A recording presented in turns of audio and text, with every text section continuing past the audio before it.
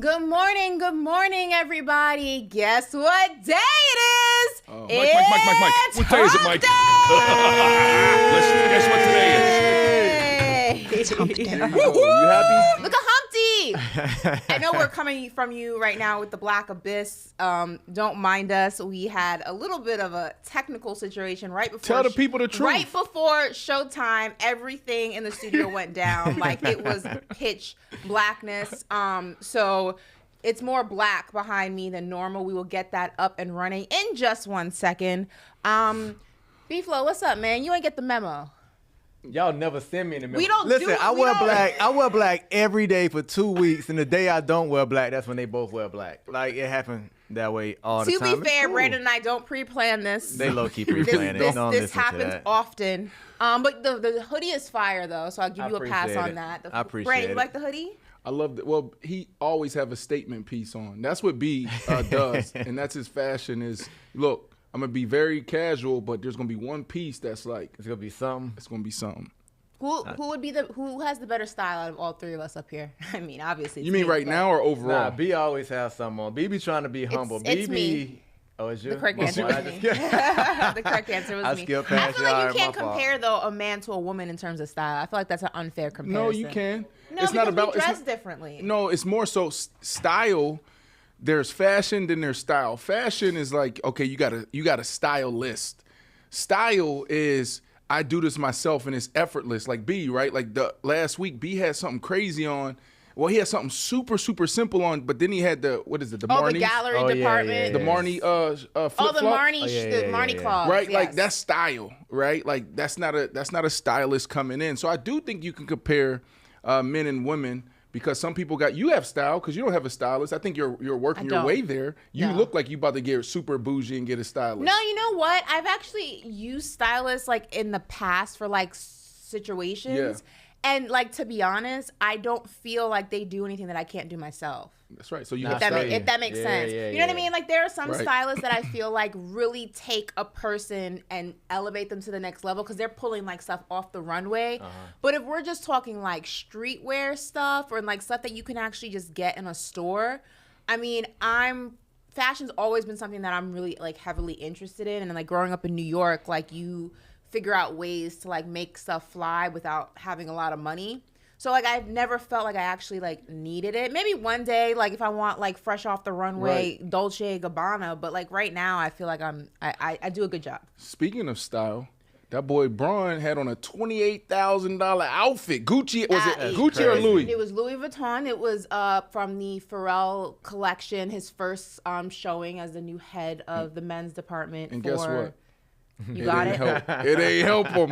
He came so fly. Let's go ahead and dive into it. Listen, we got a bunch of Wednesday headlines before we dive into the meat of the show. For me, listen, Jerry Jones, the gift that keeps on giving. He won't seek any trades, but it's the way that he explained that he won't seek any trades that kind of pissed me off. But we'll talk about it. What you got, B-Flow? I got Barkley. Shut the hell up and play. You talking about Charles Barkley, not Charles Saquon Barkley, not Saquon. Okay. Charles Barkley with the shut the hell up and play. The NBA back. The Barkley takes are back. So we finna dive in later in the show. Well, listen, I just hit on it. You just hit on the NBA. Opening night was last night. This is opening week. There's a lot of action. It's actually a cool time in sports right now. Ashley, you know, I think the NBA starts in April, but I was watching, and I'm gonna continue to watch. I'm gonna try this thing watching. It was in November, December. There were 2 good games last night for opening day. It was only 2. Yes, I'm saying 2 good games last night, and so, today will be even better. Right, and so for me, it's like Lakers or Fakers. Okay. So we'll dive in there. Okay. Well, listen, speaking of the Lakers and Fakers, do we need more time to set this up? No, we're ready to roll. We're going black. Okay. All black. We like going a all black omen. today? You said omen. You had to teach me that. What was I saying? Yeah, all he black. said, so you know the line, all dressed in all black like the Omen? Yeah, Hov. No, was that Ye? That's whole. Little that was Kim. Oh. Yeah, dressed in all Jesus, black like what the hell? It was like, What the hell is going on right I now? thought it was Hov. Benjamins, right? All about the Benjamins. Yes, Okay, Lil' I Kim. thought it was Hov. I got But you. Brandon comes in and he's like rapping it with confidence and he's like dressed in all black like you know me. And I'm like, it's the Omen, first of all. funny. My God. I don't know what's worse. Like, listen, Brandon said some things that make me wonder, what did he watch growing up? What did he listen to football. Growing up? That's my problem. That's all I did. I was just consumed by football. Now I got to go back and fix my life. I got to fix my brain. I got to fix my life. I'm just like, I'm a football player. That's it. You got to dive into the culture. They got me doing yoga every day, meditating. Like, shit. Yeah, I came in here. It was like a sage cave. It just incense everywhere.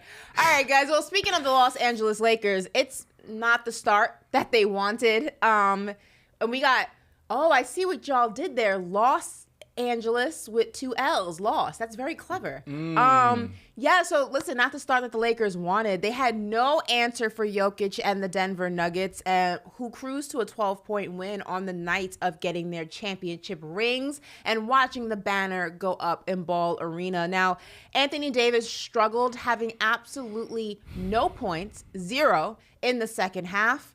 LeBron was as efficient as you can expect at 39 years old, 21, 8, and 5 in 29 minutes. But I think that the biggest story here is Anthony Davis. He missed 11 of his 17 shots. And like I mentioned, 0 points in the second half. When Stack was on yesterday, we had this very conversation. And I said that you can't rely on LeBron to be Cavs LeBron, Miami LeBron. The man's almost 40.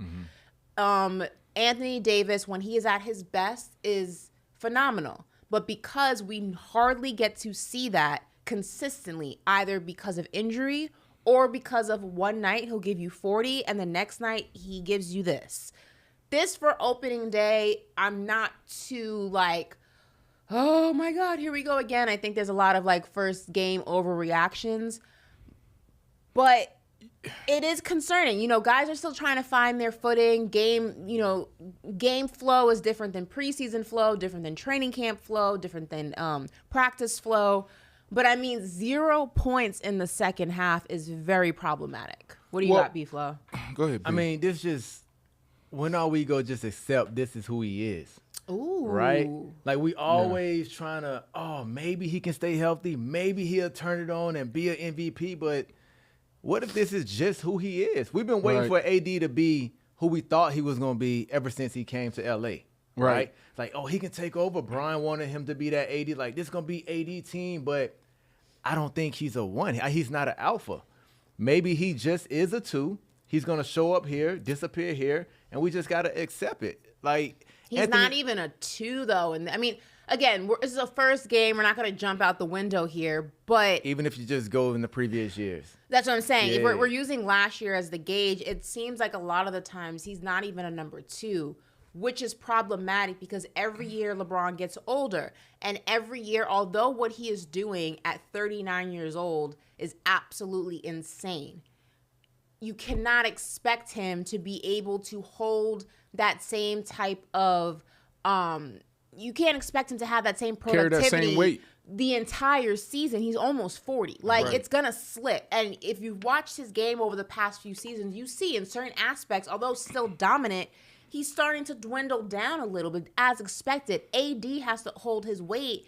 And we have seen, Brandon, that he's the wild card. That's right. So for me, if the Lakers really wanted to win the game, then LeBron would have played more minutes. But there's a strategy in place now, right? Like, LeBron is going to play less minutes than he's ever played in his life, right? And, you know, obviously they were talking about that last night. Played 29 minutes last night. I say that because if they really wanted to win the game, Braun would have played 35, 36, 37 minutes, right? So they're thinking about the bigger picture. They're thinking about longevity. They're thinking about going to win a ring. And that's it. When you play for the Los Angeles Lakers, it's either you win and it's a successful year, or if you lose, it's not a good year. That's what it is. But we need to be concerned. With all that being said, we got to be concerned because when you look at the Western Conference, the Denver Nuggets aren't going anywhere. The Phoenix Suns, for me, are the favorite. Y'all, I talked about this the other day. Yesterday or 2 days ago? I said Devin Booker is going to be the MVP. And he showed up last night. The Pelicans are going to be better. The Mavericks is there, right? The Clippers, what's going to happen with the Clippers? What's going to happen with the Timberwolves, right? What's going to happen with the Grizzlies? So for them to be in a position where you have to be strategic with LeBron's minutes, okay, and AD is up and down like we just talked about, then they're going to be behind the 8 ball all year. I'm tired of seeing the Los Angeles Lakers these last couple of years and the LeBron teams trying to figure it out halfway through the season. Right before the trade deadline, right before All-Star Weekend, we got to make moves. We got to go into what do you call GM? LeBron? GM, yeah. GM. Like, I'm tired of seeing that. Like, they're not good. But I mean, you also have to look at the Lakers and say a lot of the times, like, when somebody is that saying, when someone shows you who they are, believe them. And although I think that Anthony Davis, like I will continue to say, when he's at his best, I think he's an asset.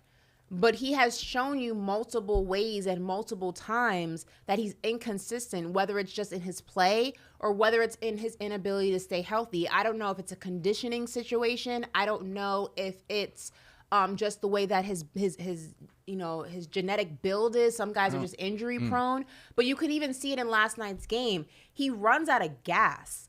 And because he runs out of gas, he checks out of the situation. And that's conditioning. Like, your conditioning is what makes you able to go from point A to point B to C to D throughout 4 quarters of a game. And he seems to have an issue with that. So it makes you wonder, what does he do in the offseason when it comes to his conditioning? Because the other things in terms of injury may be out of his control. But also, you have to look at the Lakers, because you know what Anthony Davis is. You know what he gives you. And you signed him to an extension. That's you. They needed. Go ahead, B. This is the thing. You hit on it, B. If they wanted to win this game, Bron would have played more. What do you mean? We play more. He's 40 years old. I know, but I'm saying, like, obviously they're going to do this. They're going to do this when the season's on the line. He'll go. You know, LeBron going to turn into LeBron when the season's on the line. He played 29 minutes. It's almost 30. No, that's less than what he's played since he was in Little League. But going into that though, they're trying to put the blueprint out. Like, this is what it's going to be. We're not putting Bron in to get all these minutes on random nights and he gets fatigued and he's worn out for the playoffs. But I don't think AD can carry the load. I'm just going off past AD and what he's shown. So my thing is, the Lakers barely got in the playoffs last year because LeBron was hurt. Yeah. He had to come back. So it's like, they're not guaranteed to make the playoffs. So if this is going to be the blueprint you're going to do with LeBron, I know this is only the first game, but I'm a Lakers fan, right? So I'm growing impatient. Do you think about trying to get AD with AD? No, hold on. What's your expectation, though? Is your expectation really championship as a Lakers fan? Yes. Is it really? It has to be. If you're it's like a Cowboys fan, y'all. It's every year is a championship. We talk about the delusion of athletes sometimes. When we had that conversation about Jonathan Allen, you said, "Well, come on, bro. Like, did you really?" This is not a championship team. Hold on. Like, it's not. If everybody play the best of their ability, like AD playing MVP level. But AD's been who he's always been. See, that's the only thing. And that's why I'm saying. So then how can you go into the season knowing you have Anthony Davis, who he has always been, always shown you to be, and still think championship? He gave us that glimpse of hope in the bubble.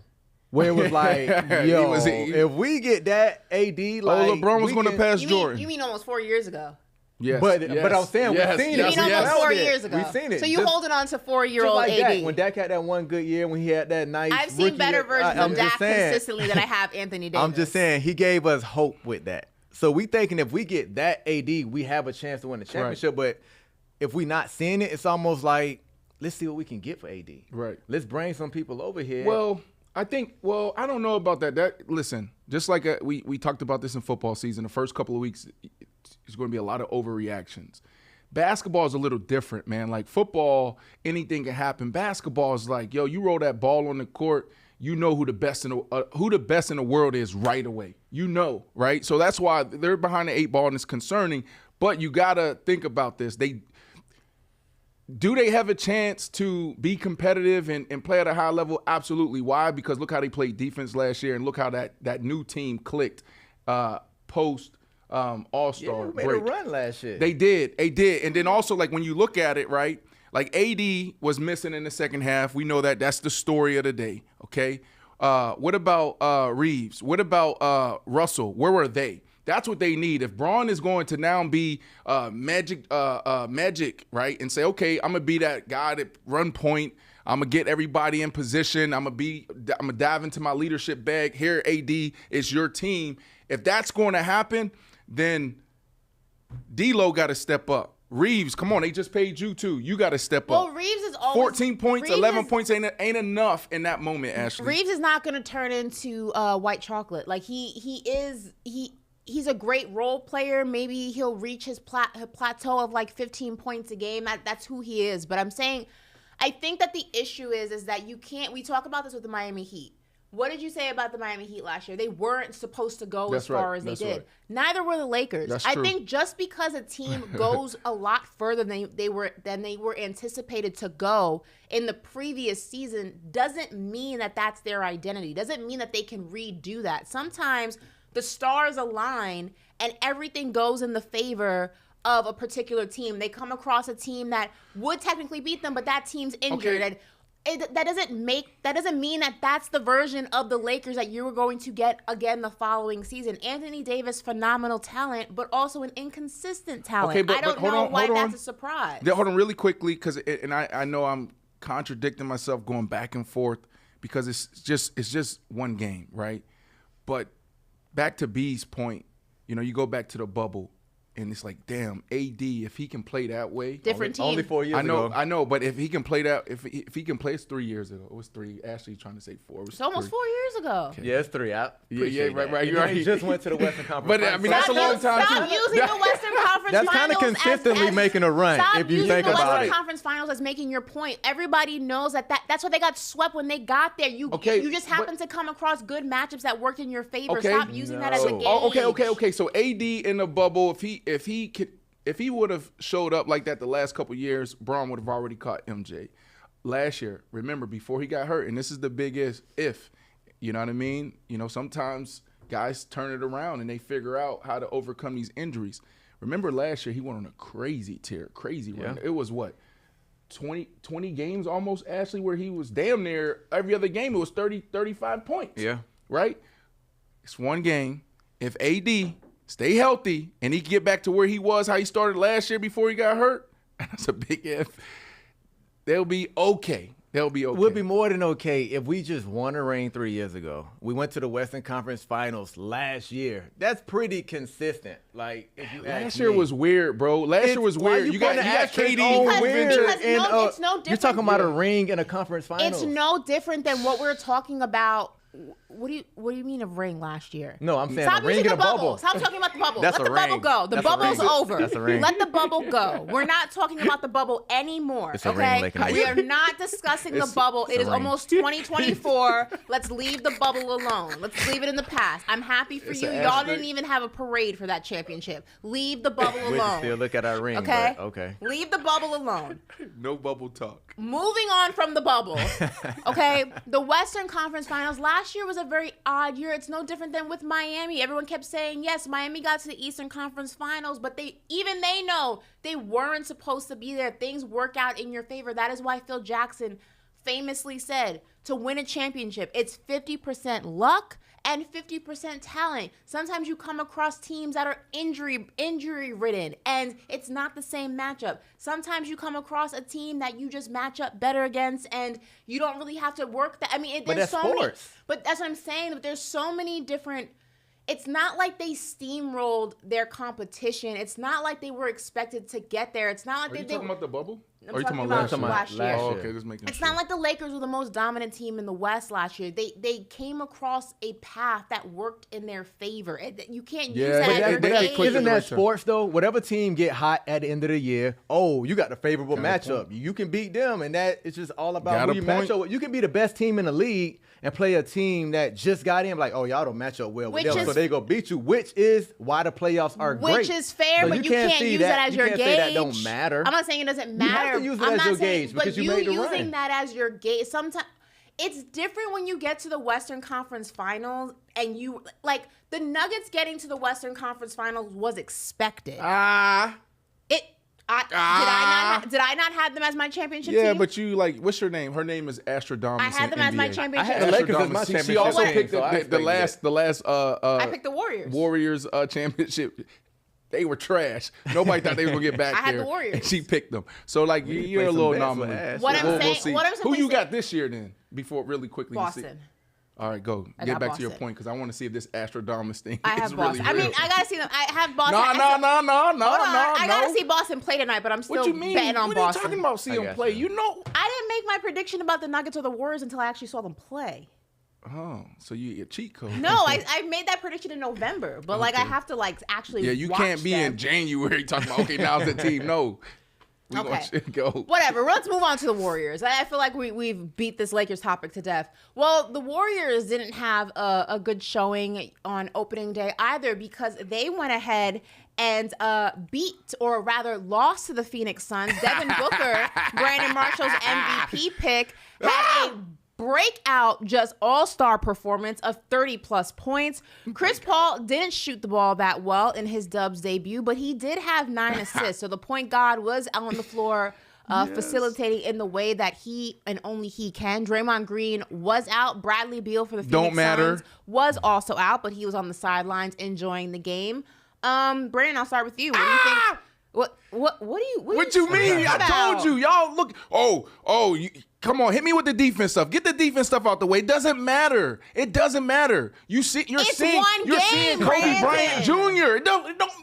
We seen him last year, and we've been seeing him for 6-7 years. This kid is he is the NBA. He's the face of the NBA. He's the best player in the NBA right now. I'm telling you. It's too easy for him. That was a warm-up for you to say, oh, my goodness, look at this big game. That wasn't a big game. That was a warm-up for him.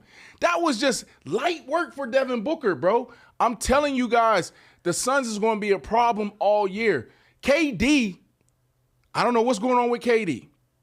Go back to the last time we saw him in the playoffs. He was cold.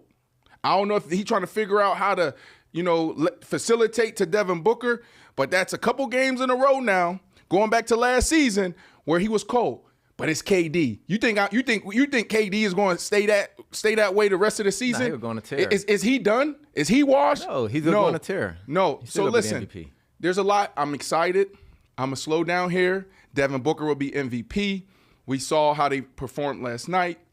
Now the Warriors, you said it, and I still don't think it matters. Draymond, what was he going to give you, 12 points? Draymond didn't play. I know I said if he did play. Oh. What are you going to give you, 12 points? They were cold. I don't know if we'll ever see the Warriors shoot that bad this season. Like they were bad. They were bad, right? Like Chris Paul was 0 for, I think, what's his name? What's the little light-skinned guy's name right here? What's his name? Steph Curry?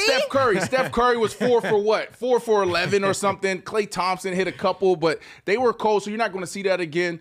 But, man, the Suns showed that they were ready to be the faces of the NBA. I'm excited because my picks are going to come true.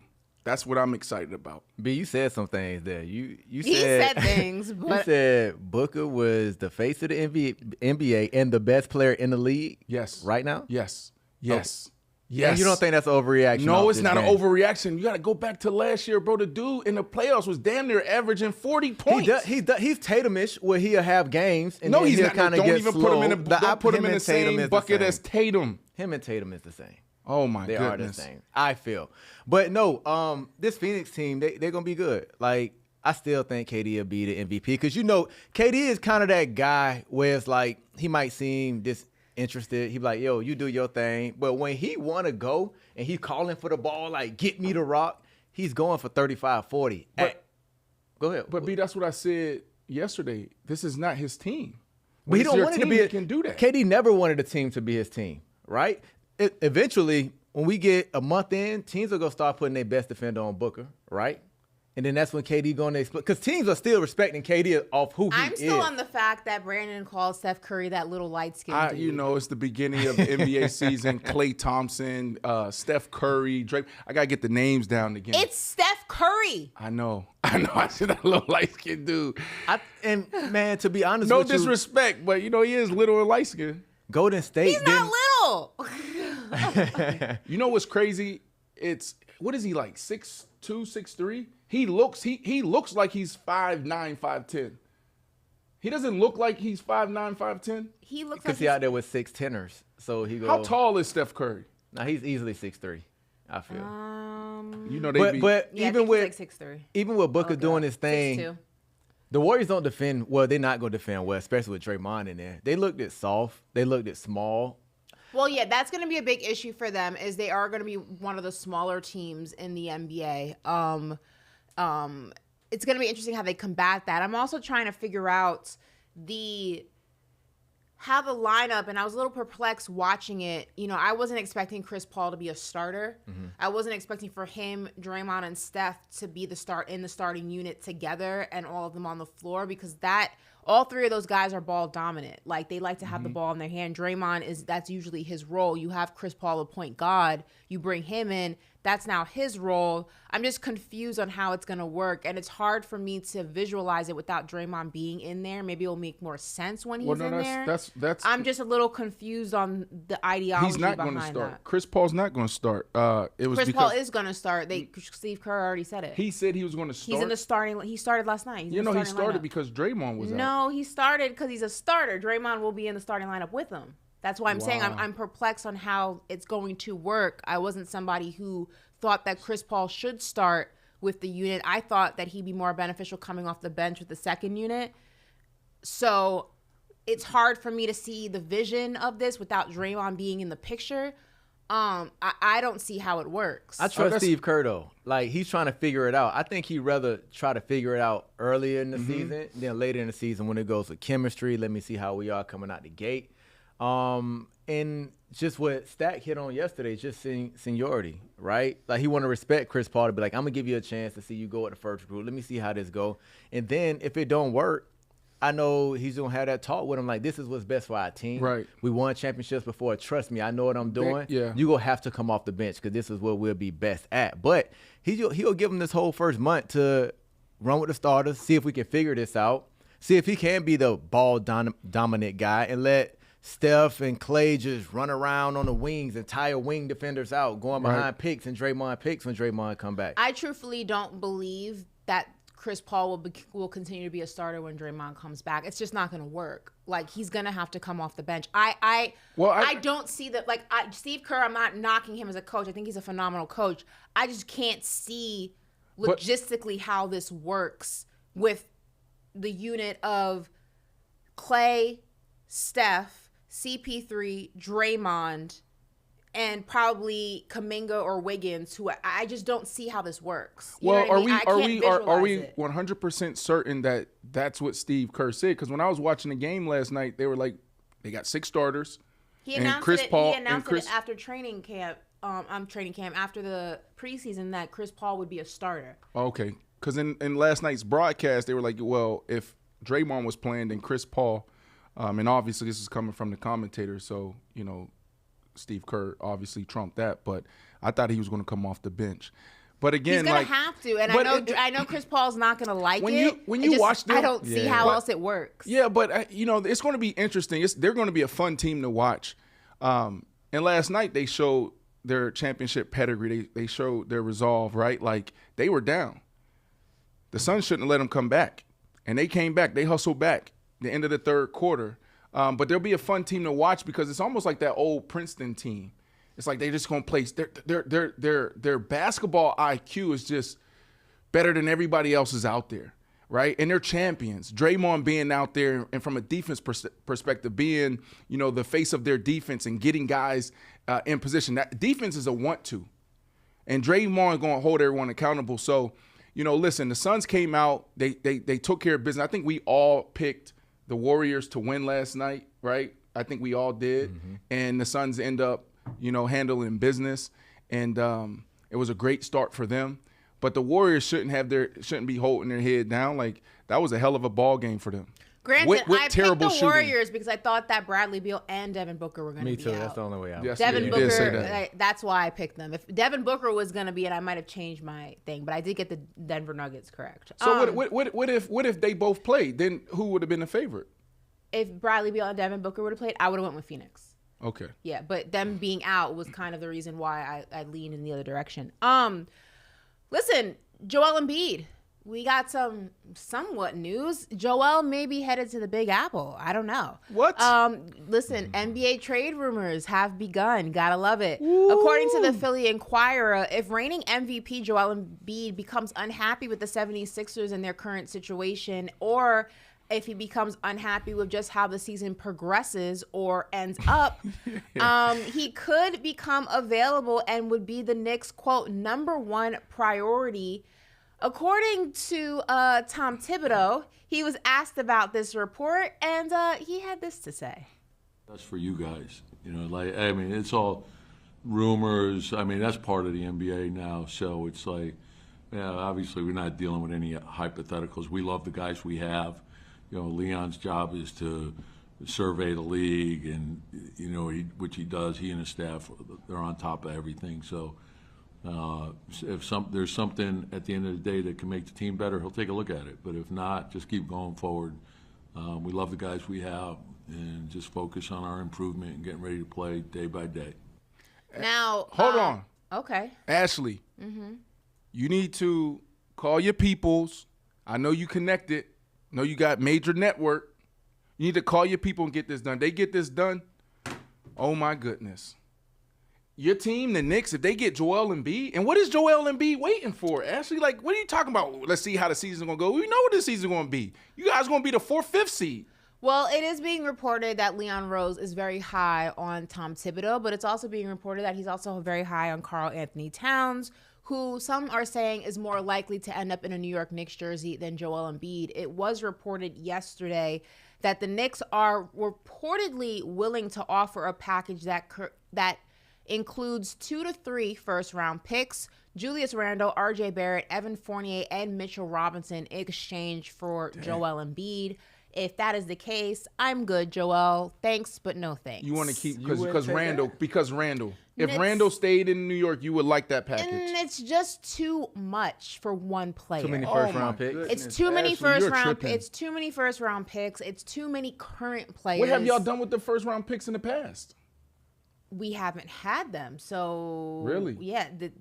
We have a lot, so we're trying to, that's the whole reason we didn't get Donovan Mitchell, because we weren't giving those picks up. We got them from Dallas and that trade situation. But look, I'm a firm believer in you don't trade the house for one guy. You don't trade the future for one guy. The Knicks have done this story before with Carmelo Anthony. Carmelo Anthony was, the shiny, bright object that everybody wanted. We got him. We traded a whole bunch of depth for him. And then what happened is you had Carmelo Anthony surrounded by, I'm not going to call them bums or anything like that, but lesser talent. And it didn't amount to anything. There was no championship. There was a little bit of a playoff success, but it wasn't what it could have been if it was a more complete team. I think Joel Embiid is phenomenal. Is he 4 players and 3 first-round picks phenomenal? Yes. That's a lot. That's a lot. That's a lot of collateral, Brandon. Would you give up that for KD? Would you give up that for Joker? Would you give up that for Giannis? And if the answer is yes, then you got to give up the same for him, because he's in that same stratosphere. But think about what you're saying. You're you're trading away Evan Fournier, whatever, R.J. Barrett, Emmanuel Quickly, great young talent, 3 first-rounders, so that means future talent, Julius Randle, who is a solid B or a B option, and you're gonna have you're gonna have Joel Embiid on a team with who? I don't know what's going to come in return, just but what I do know, what I do know that this is the template in the NBA, right? I love Brunson and Joel Embiid together, and then you surround them with a couple other guys, they'll be right in position. That is the blueprint. Let's look at all the big teams. Let's look at all the best teams. Go to Boston. They got their 2 to 3 guys, right? Let's go to LA. They got their 2 to 3 guys they didn't have to trade on both for them teams. in Boston. They were drafted there. Yeah, but it's about winning now. But it's different. Boston has been able to build out a team with their tandem being drafted there. They never had to mortgage the house to get them. It's drastically different. What are y'all waiting for though? Y'all have to make y'all move. How many years has it been? But you got to be strategic with that move, B, because like how Ash saying, okay, if they gave up the players and 1 first round, yeah, you might can get away with that with Embiid, but letting these first rounders go, like that's what you build your roster with, right? But because teams not coming to New York for some reason, you'll think they'll come and play for the Knicks, but they haven't. When Melo did it, they haven't been coming consistently throughout the years. Brunson came? Only Brunson. You expect with New York being the mecca of basketball, you'll think players will be trying to get their left and right. Well, that's because ownership. For previous years they haven't been competitive, but I think that's changing. The Knicks have been in the playoffs 2 years in a row. They're getting better consistently. There are guys. Management is the problem. Do you feel like that problem for why players won't come? There's a lot of teams that have sucky management. So Ash, do you feel like that management problem is fixed now with the Knicks?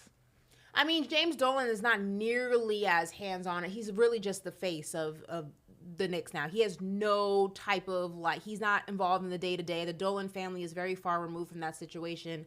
Guys have great relationships with Worldwide West, Leon Rose. They come from CAA. A lot of guys were signed to them as when they were in the agent space. I think it's drastically different than it was when Carmelo was there. If that's the case, then trade him.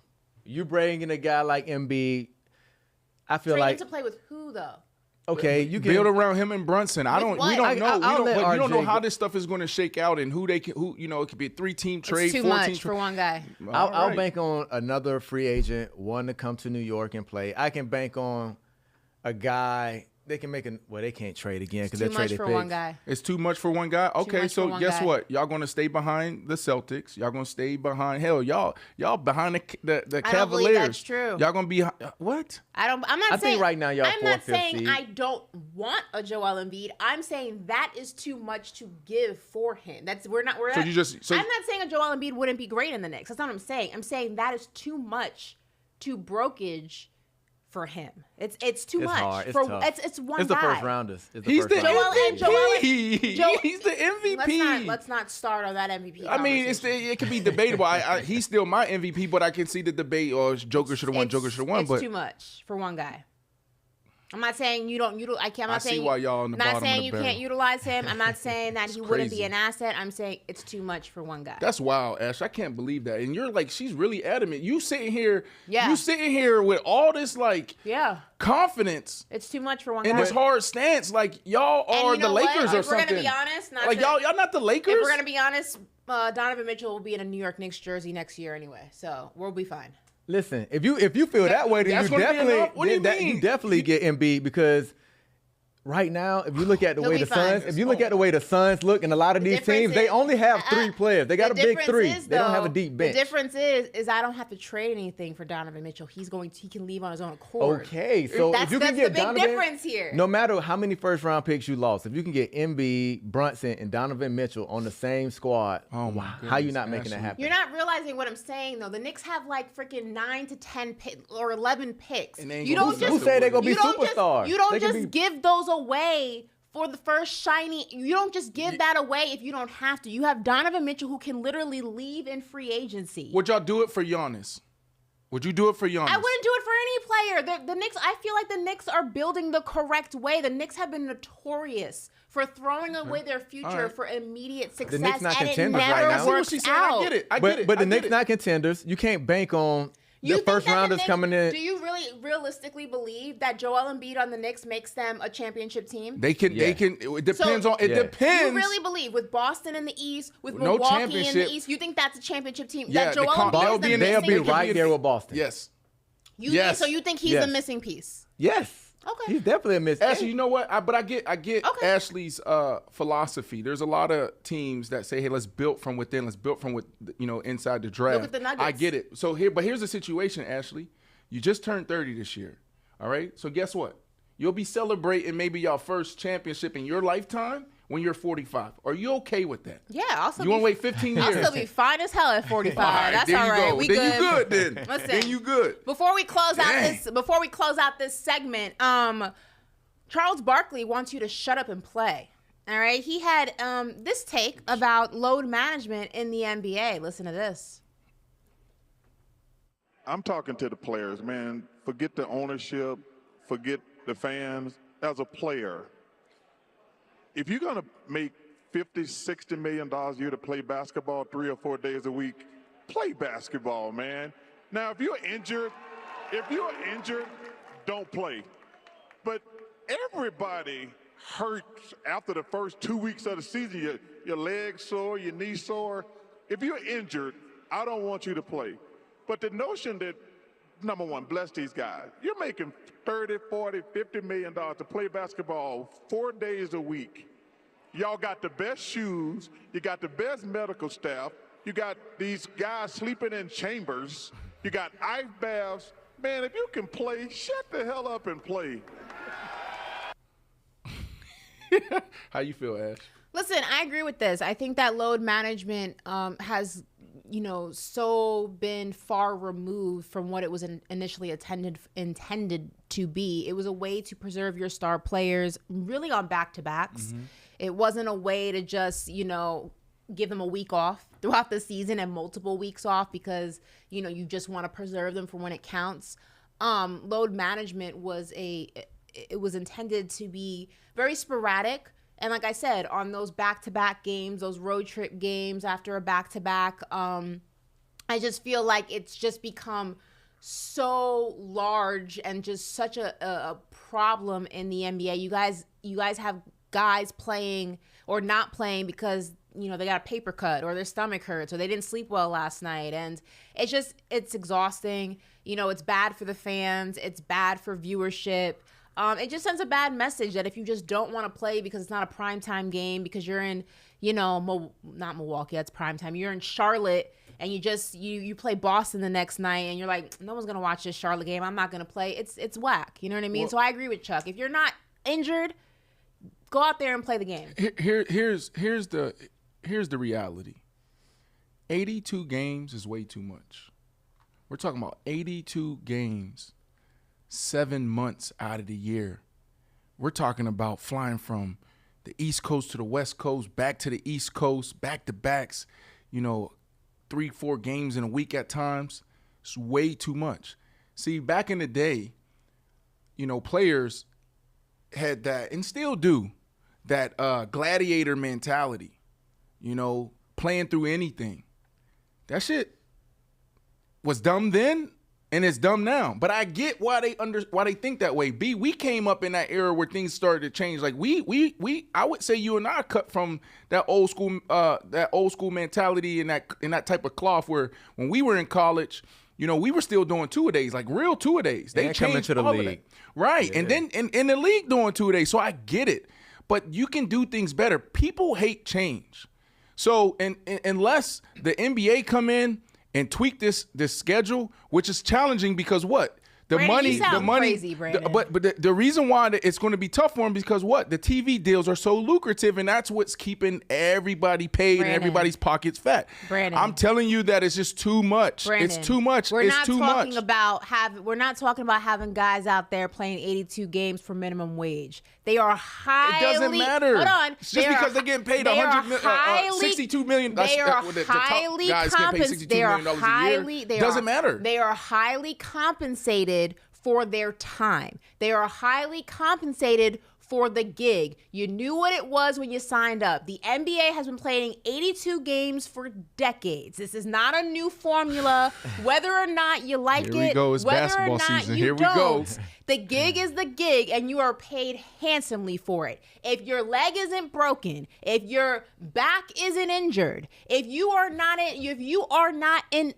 not have a legitimate injury, I don't care if you're sore. What if you're just tired? I don't care if you're tired. We're all tired. We're all You know sore. what? I was tired. Time out. Here we go. You know what? I'm tired right now. Okay, now, here we go. Here we go. Do the show. I'm tired. I didn't sleep that well last night. I'm going to go home and I'm going to go lay down. No, the gig is the gig. Go out there and freaking play. Real quick. So Monday I was here. Tuesday shot over to Cincinnati. Before Monday's show here in Miami, I was somewhere else, right? Boom. I'm bouncing all over the place. One of our team members, I ain't going to say no names, this morning, we land. We get up at 4 in the morning, okay? We shot all day yesterday in Cincinnati. Got some dope stuff coming for y'all hopefully in a week or two. We get up at 4 in the morning for a 5 a.m. flight or 5:30 a.m. flight or 6 a.m. flight. We had to lay over because Cincinnati ain't too many planes coming in and out of Cincinnati. So we had a layover in Atlanta. And then we come here, right? So, boom, we land in Fort Lauderdale. He says, man, these flights is killing me. All we doing is shooting. He just shooting. He said, man, these flights is killing me. It's tearing up my body. Ashley, you don't have to have an injury. Do you understand how many people what you're saying to me? I don't care. Because they get paid all the money. No, I have literally been on a 6 a.m. red eye coming from LA, running on no sleep, come and done this show, come and done other shows. Okay, had keep going. Events to keep do. going. The gig is the gig. Okay, but hold on, do Ashley, what you have Ashley, to do. now, You're Ashley, not getting sympathy from me because your back hurts and you didn't sleep well last night when you're getting paid $45 million a year. Go out there and do your job. Answer me this. Did you do that 7 months in a row? Brandon, there are times most of the time, if you're a busy person, most successful people are running on inefficient amount of sleep. It just is. It's scientifically proven because you have a billion. And so y'all want to keep doing it. Y'all want to keep doing it that way. There are days that I forget to eat because I have so much going on. That's what you want to do. I'm not saying it's okay. So, if you're getting paid $45 million to play 82 games a season, unless you are severely injured, I don't give a damn if your stomach hurts. I don't care if your eye is twitching. I don't care if you got 2 hours of sleep last night. Go out there and do your job. So listen, you know how you said B is crazy, right? Yeah. You gonna think I'm batshit crazy because I agree with him 1,000%. Oh, y'all are insane. I agree with him Y'all are 1,000%. insane. Because everything you're naming, when you say everybody tired, you're going on flights, and not saying that, I mean, it's not the same, but it's not. Everything that these athletes are doing, it's like physically wearing them down. So then right? go do a different job. No, we love the job we No, do. clearly But you no, don't. because this is the overall concept. This is what the disconnect is. In the locker room, it's like this is a marathon. We have one common goal, and that's to win a ring at the end of this year. That's right. We can't tire you guys out and trying to please everybody and say we playing every game, and then when we get to the playoffs, everybody's not moving as quick as they should. And then now we're not winning championships. Now everybody that said we should have played in all these games are pissed because we letting them down in the playoffs. It's like, no, you have to like take your rest in between the games. Well, during the game, that's the hardest part to get to the playoffs. It's a marathon. And like B said, because of contracts and TV deals, they're not going to cut the schedule. So we got to do what we got to do in-house to make sure we having a parade at the end of the season. So you don't have an issue with athletes who there's absolutely nothing wrong with them except they're tired. That's right. Or hold on, they're tired or their neck sore or their arm sore or their big toe sore sitting out for 3 games in a row? Because where there's nothing wrong with them? You don't think that's an issue? Okay, but not if they're in position to win a championship. It's different, right? So they play games 4 times a week, 5 times a week, back-to-back games, right? And in Kansas City, bro, I was in like year 3, year 4. I was always banged up. It's always a shoulder, a hamstring, a knee. Bro, at one point, I was only in year 3. And they was like, bro, you ain't got to practice on Wednesdays. We go count your reps on Thursdays. And then Friday, like, that's our walkthrough. So we can get you to the game. And we only playing 1 time a week.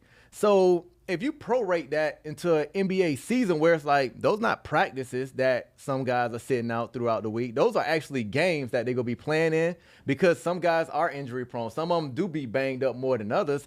I can see why they are sitting out. I also got to push back on the two of you on this because we're not talking about players who are flying coach. You are chartered. You're on chartered flights. You're not going through TSA. You're staying in the best hotels. You want to talk about a struggle? You want to talk about having to play back-to-back games and having to perform where load management is not nearly a problem like it is in the NBA? You talk to a WNBA player who has to fly coach, who has to go through the actual airport. Do you think we on Drake Air? Who's staying at Holiday Inns versus the Four Seasons, but you don't see them sitting out of games because their back hurts. Though. They can't because they're built in their league. It's not the they're point, built in their Brandon. league. What I'm saying is that it can be done. Is it? No, it can't. Is it? It obviously can be done. It's being done. But you got to think about this though. If you are a team that has an opportunity to win a championship, right? Or if you're a team that have a generational type talent on your team, like a Zion Williamson, then you got to be very strategic in getting them not only through their year, but through their career. So you're telling me that a Zion Williamson's longevity is more important than a Candace Parker's? Because I'm telling you right now. Nobody's bringing that up. Is that you guys are using let's stick to the NBA though. Because it has been done in other leagues. You're watching the W do has it. How many games? They're not playing 82 games. It doesn't matter. We're talking about the premise of load management and back-to-backs and playing, yes, which it's 82 games in the WNBA they deal with. But you're ignoring the fact the WNBA are also playing back-to-back games as well. You don't have this load management, and they don't have nearly the comfort. Ashley, you just brought up the WNBA. You're missing the point, Brandon. No, that is the point. Because they play 82 games is way too much, and so they have to manage the season. It's been 82 games for 50 You're years. bringing up the WNBA. The WNBA. Let's look at it. I'm gonna pull it up. How many games do they play in a year? You can't even compare the two. Explain to me why load management has not been an issue until recently. Because we're getting smarter. No, because Aaron Rodgers just tore his Achilles. Barkley. You had people like Michael Jordan in his last year in the NBA playing 82 games. You've had Kobe Bryant playing 82 games a season. This is not a new formula. They played 40 games. They played half the year. The WNBA plays half the games. Hold on, really quick. Ashley, we're getting smarter. Technology is better. Science is better and more efficient. That's why things are changing. Concussions in the NFL. No, we should take the hit out of the game. Yeah, to change the game. Aaron Rodgers is saying he may come back in 4 months instead of 7 months, 6 to 7 months, because he got some new surgery. Like, we're getting better. We're smarter. You're ignoring the fact that I don't care about Charles Barkley playing 82 games back in the 80s. It's been 82 games for 50 plus I know. years. So you're telling me now that everything the stay the athletes same. now are smarter than the athletes in the past. You didn't have load management So we as an shouldn't do- issue. so we you know shouldn't why? do, Because Olajuwon was playing 82 games. Kobe was playing 82 games. Shaq was playing 82 games. The OGs, the Hall of Famers, were playing 82 games. You don't run from the grind. If your back isn't broken, if your kneecap isn't broken, I don't care if you didn't sleep well last night. Go out there and do your $45 million a year job. It's ridiculous. All right, so let's not reform. Just the last thing I would say to this then. Everything that Jay-Z and everybody's doing, like trying to reform what's going on in the criminal system and the prison system, like we shouldn't be looking at that. We shouldn't be looking at. I'm about to get there. What does the prison system have to do with it? I got to see how you go pull it back, the bro. policies that were put in place back in the 1800s, in the early 1900s, all that stuff need to stay the same, right? Ashley, change is okay. You're comparing the prison reform system to load management in the NBA? No, what I'm comparing this to is change. That's it. Like what you're saying is because we play 82 games for 52. No, I'm not feeling that one. Hold on, listen to what I'm saying. Hold on, B. Come on, B. Stay with me. Stay with me. B. Amber Rose when I felt you. Hold on. Listen, go B. ahead. Watch this. Okay. B. She said because it's been this way for 50 years, it's okay. That's why I compared all these other things. It's like because this system was put in place 100 years ago or 50 years ago doesn't mean that it's the right way of doing it. It's smart. It is what it is, though. It's all about money. Until it changes. Just like this, like the prison system. It was all about money. 82 games about money. Stop comparing the prison system. I'm gonna be honest. I'm going to be honest. Until it changes. Did I convince you? No. You did I had to be honest. You did not convince me with that analogy. Before I'll give you last points on this before we break. Nah, but I just think it's a time for change. Load management is here. It's smart. It's going to keep the players healthy. You want to see your MVP, high caliber guys on the court in the playoffs. So, no, we need it. Well, until it changes, go out there and do your job. All right? I thought you said he was going to get the last word. I'm closing out. We're going to go ahead and take a little break. We'll be right back. Oh, my goodness. Yo, basketball season is here. Yo, it's about to get wild. I thought we was going to break. We don't got no break. Here we go.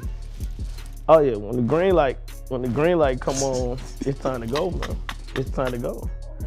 I actually, that was my name. You smell me? Called you green light? Yeah. I learned all this shit from him. In the beach, oh my God. The girls in the back. We can talk for hours. Green light here. Okay. Hey, green light. By the way, it's a song. Hold on, let me explain It's a song on the Best of Both Worlds. Let me explain this though, because this is. It's a song on Best of Both Worlds that called the Green Light. You don't know that song? Oh yeah. Green light. Yeah. Every time I go in Magic City, that song come on. I make sure the DJ play it. I spend about 15, 16, 20,000. On the song? One song. Yeah, on that song. Like that's the time to go. It's time to go. And you gotta realize, I'm young.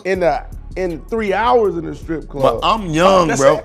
Yeah, I'm young. No, I spent more than 5,000. I ain't even throwing my money. I ain't going on one song though. Pac and Tish had to teach me how to throw money a couple months ago. Listen, I ain't know how to do it. I spent $10,000 every Monday night for 10 years straight. Come on, and I matched you too. That's no cap. Say that again? I spent $10,000 every Monday night in Magic City for 10 years straight. No bullshit. No bullshit, for bro. 10 years straight. 4.8. Was it worth it? Hell yeah. That's a great question too. My finance advisor will be on my line. Shady McCoy. I mean, listen, if you want to be broke, keep doing that. You know they talk to you. I mean, for me, yeah, it was worth it because it was a cultural movement. It wasn't even about the dances per se. It wasn't about me being this horny guy that wanted to see naked women, right? It wasn't about that. It was just about the actual cultural movement of what was actually happening. But I also played for Pete, so I know. So you feel, I mean, you know what, at the end of the day, bruh, no, but a nigga, we is. Hold on. So that's Don't paint the picture for No. Right. So that's first and goal with beast mode in the Super Bowl. Hold on, he didn't get the ball. And we throw a slant. I like the call though. I hate that. See, only a receiver. But guess what? A receiver that guess what? Malcolm Beasley said, "Thank you, coach." That dumbass. Butler. Malcolm Beasley. We call Malcolm Beasley. That's my dog, Malcolm Beasley. That's really my dog. Yeah, he made one big play. We ain't gonna do that. But go ahead. So what? You never answered the question. I know where I bro on. But You know what I'm on that like you demon said though, time. at the end of the day, it's a football play. You feel what I'm talking about? No, money. Don't give me that. But the thing is, you feel me, like I told you before, I'm humble, so a lot of people, when they hear that, they won't think that. When it comes to the play call, and that was this type of situation, I'm boiling. And the only thing I could do was think that I need to get in his face. Because, yeah, Pete. So then what happened is, you in that mindset of like, should've gave me the ball, this, that, and the third. But then what it let me do was, it really got me the opportunity to see how people really felt about him. So when I walk in that building, you feel me though, that was a level of respect for me. That was like the highest level of respect to the point where we at the peak of our careers, you feel me though, with the opportunity to go ahead and start a dynasty, and then we fumbled the bag on the 2-yard line. And now it's really helping, you feel me, with that business. Now them deals coming in, and now people, oh yeah, man, they should have gave you that ball. Conversation started, oh, okay, well, what kind of business you got? Oh, I got this, ooh, oh, okay, well, yeah, how, you know what I mean? How I wiggle myself up in this little thing right here, player. But now it's just you feel me, the capitalizing. Dropped it there, so. Hello, welcome back. We have cooled down. Brandon was still trying to plead his points. Yeah, because your dad, I see in the chat. Yeah, my dad calls you Mr. out. Jeffrey Moss. What's his middle name? I know his middle name. I'm not telling you his middle name. You see you in there, he's talking about Ashley's dad gonna say, B. Marsh, I'm disappointed in you, brother. You sound soft.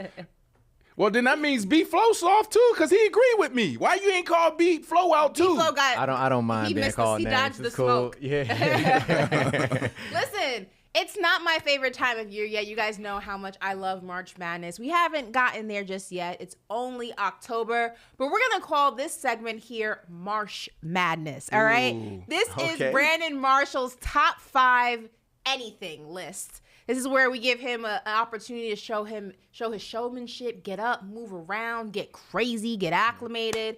And this time around, we're going to do his top 5 NFL teams. So, Brandon, the floor is yours. Thank you guys so much. It's an amazing opportunity to be standing in front of you guys, sitting in front of you guys, telling you exactly what it looks like in the NFL when we talk about the top 5 through the first 6 to 7 weeks. Some teams had a bye, so they're sitting at 6 games, and some completed 7.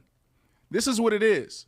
Some will be debatable, but for the most part, I think everybody's going to agree with me, B, okay?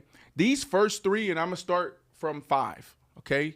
And then we'll make our way to the number 1 team in the NFL. These first 3, All interchangeable.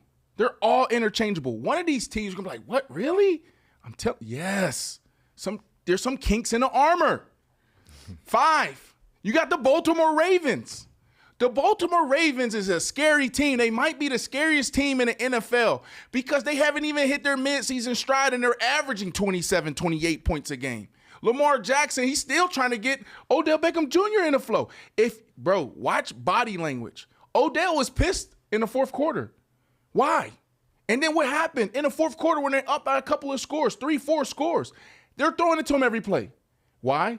That tells me as a wide receiver that they're trying to get him going. He's pissed off. They're trying to get him going. If Odell can stay on the field and he get going, everybody need to look out, especially in the AFC. The fourth team, man, they could go any way. But I'm counting on them and I'm betting on them to go the right way. That's the Miami Dolphins. The Miami Dolphins sitting at 4 for me because this is a team that could easily be number 1. Are they going to find their championship pedigree throughout this year? There's those games, where you're battle tested. It's like, damn, that's the game we needed. Those 2 losses, man, is interesting. But I think there's going to be a moment in the season that they're going to overcome something that's going to be like, oh, damn, we can be the Chiefs. We can be the Eagles. Okay, so I got the Miami Dolphins right there. I don't know what they're calling their team. Oh, we got the San Francisco 49ers right there. BC in the booth is just jumping the gun, but that's okay. Let me finish up this Miami Dolphins point really quickly. What is their name? Like they're breaking. Oh, BC want to take it away. No, people already seen it. It's okay. The Miami Dolphins, their offense, man, like their offense is so unbelievable. The greatest show on turf. I don't know what they're going to dub their offense, but it's legendary. And their defense is going to continue to get better. And you got your boy Jalen Ramsey, who's working his way back. He's out there on the practice field as we speak. The 49ers, you guys see my 3. This is the one where I think it could be debatable, right? Just literally 10 days ago, everybody was saying they're the best team in football potentially. What's going on with them? Can they overcome? I'm not like some of these other fickle people out there. I've always stood on the table for Brock Purdy after his first touchdown throw when he took over for Jimmy Garoppolo going down. And I just saw the flair. I saw the moxie. And you can just tell that this kid was ready for this moment. It wasn't bigger than him, but he didn't look well last week. We talked about that, right? Where we didn't think Christian McCaffrey was going to play. Debo Samuels didn't play, but McCaffrey did play. We're like, all right, let's see what you can do. He didn't look good, B. He didn't look good at all. So we'll see if this guy will overcome it, and I would say he will overcome it. I'm not concerned about them. Number 2, the Eagles. But before we even get to 2, you see that space right there? That's actually like 2 spaces. Because you got those 3 teams lumped in at once, and then you got the number 2 teams like space, and then you got the Philadelphia Eagles right there. The Philadelphia Eagles, they looked really good last week. They had a nice outing. It was what you wanted to see, right, Ashley? Isn't that what you wanted to see? No, I mean, I didn't want to see it, but. Yeah, you're like, well, it's a team of yours just making up stuff. Like, well, they were blowing out people all last year. Oh, my goodness. Now they're struggling. They're struggling, but they're sitting here at 5-1, 6-1. Okay, well, hopefully that was enough for you, Ashley, okay, and everybody else out there hating on the Eagles. Then let's do another space, and then obviously we have the Kansas City Chiefs. 3 spaces in between. And we talked about this. We had Travis Kelce come here and say, well, no, everybody is kind of close, man. You know, football. He was kind of political a little bit. Come on, man. You know, it's the Kansas City Chiefs, and then there's a big space, and then there's the Philadelphia Eagles, then there's a couple spaces, then there's everybody else. The Kansas City Chiefs, I'm not saying that they're going to blow out everybody, but really good teams find a way. They're going to be in scrappy games, and they're always going to find a way to win. And their defense is number 2. They've never been in this position over the last 10 years where they had great offense, whether with Alex Smith, then Patrick Mahomes taking over, and then your defense is top 5. Are you kidding me? Are you kidding me? Who's going to beat them? Debate it if you want to, Ashley. Do you see anything there? B-Flow, do you see anything there? The chat, is there a super chat? Do you guys see anything? Do y'all want to push back on my top 5? Please tell me. I must say, bro, this list is pretty accurate. I was trying to see who I can flip because I like disagreeing with you sometimes just to do it. But nah, man, this is pretty accurate. Kansas City, they are the best team in the league by far. I feel that way. Actually don't feel that way by far. Philly, until this last game against Miami, I wouldn't have them at number 2, but they showed they beat a quality opponent. They beat them like they should. Well, they beat them convincingly. And they're going to do nothing but getting better, adding guys to their team, their secondary. They're going to be better. San Francisco. That was the debatable one for me. I was like, man, they lost 2 in a row. Really? I don't know about. Why are the Cowboys not up there if the 49ers lost 2 in a row to inferior teams? Yeah, but Deebo Samuel's being down, and that's the only reason I gave you grace. Being banged up, and then that big fumble that he had. Diggs. I didn't get a pass. Oh my goodness. The only reason I gave you grace with the 49ers one is because Baltimore so who you demolished the Lions. No. She like to throw stuff in this league. I'm just throwing stuff out there. No, don't do that. So if you want the Detroit Lions I'm just throwing stuff out there to make it to move the conversation. What about the Lions? No. See, the only reason I didn't think the Lions should be in because the Ravens just handed it to them, right? So they had the same record. Ravens, they just whooped them. So you can't put the Lions ahead of the Ravens. And the Dolphins, you could just flip them and the 49ers if I wanted to be perfect about this because the Dolphins did look bad against the Eagles, but they ain't have X-Man. They ain't have Jalen, H-in, the running back. Like that's when you lose a player in your offense, man, that usually is getting the bulk of the load. That's what happened with San Fran in the Minnesota game. Like that hurts. So Miami, I don't know. It's almost flawless. So if you want a nitpick, you can switch to Miami and San Francisco. Somebody said y'all disrespecting the Minnesota Vikings. I mean, listen, the Minnesota Vikings. I picked them to cover this Thursday Night Football. Who would they take out though? If you go the Minnesota Vikings not even top 5. Like they're not better than Baltimore. Let's not say that. Right I was about to give them a little grace and say that the Minnesota Vikings definitely is one of those teams that we could pay attention to. Wait, look good. Wait, in the top 5? No. Okay. No. But Ashley, I got a question for you. Is there any team that is honorable mention for top 5? The Dallas Cowboys. And who else? Like the Detroit Lions? Did I miss anybody else for honorable mention? I know I don't have a little list there. Let me scan it. Not Buffalo. But they're not there yet. Would you say the Dallas Cowboys? They're outside. They're outside. Okay. They're knocking on the door. Okay. They're outside. Okay. Would you say not Jacksonville? No. Nah. Jacksonville's tough. Jacksonville's tough. They're a team. They're honorable mention. Top 5. You gotta see a couple more. I think honorable mention mean they could have been 5A. Yeah. I wouldn't put them at 5A. I think top 10 is fair. Well, when I say honorable mention, I mean teams on the cusp. Like you watching them. You know, Minnesota Vikings. I say Jacksonville's top 10. I wouldn't say they're on the cusp of top 5. Closer than that. If you want to put right outside top 10, of it, wherever you want to put them outside, maybe like 6. Yeah, 7. If you want to put outside of that, you can go. Jacksonville's 5-2. Yeah, you can put Jacksonville, Detroit, like maybe a Cleveland, Cleveland. First of all, Cleveland 4-2. They 4-2. Pittsburgh's 4-2. We not Cleveland. No, Cleveland can't come on the list. Cleveland's not allowed on the list. Like you can put all those teams in a little clump outside. But nah, when you say I feel 5A, it's only one team. I heard. So you literally just sat here and said Cleveland, but you just glazed over the Cowboys. I was going to get to the Cowboys. Mention. I was just naming a few. Why did Cleveland get before us? Another interesting team. We better than they are. Another interesting team for us to watch out for is the Seattle Seahawks. The Seattle Seahawks is another team, right? So, like, this is the top 5 here, guys. I'm surprised you didn't put your boy Russell Wilson on here. Well, if y'all laid Happy birthday, Sierra, by the way. I know today is your 38th birthday. Happy birthday. Yes. My cookies. Is it my cookies? What is it? What's the song?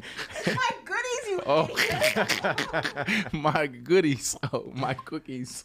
Nah, but I'm impressed, bro. You kind of nailed this one. You kind of nailed this one right here. Appreciate it. You can't do too much. Yeah, I mean, I think it's easy right now. Where it's going to get really interesting is, in about 3 weeks. 3 to 4 weeks is going to be interesting.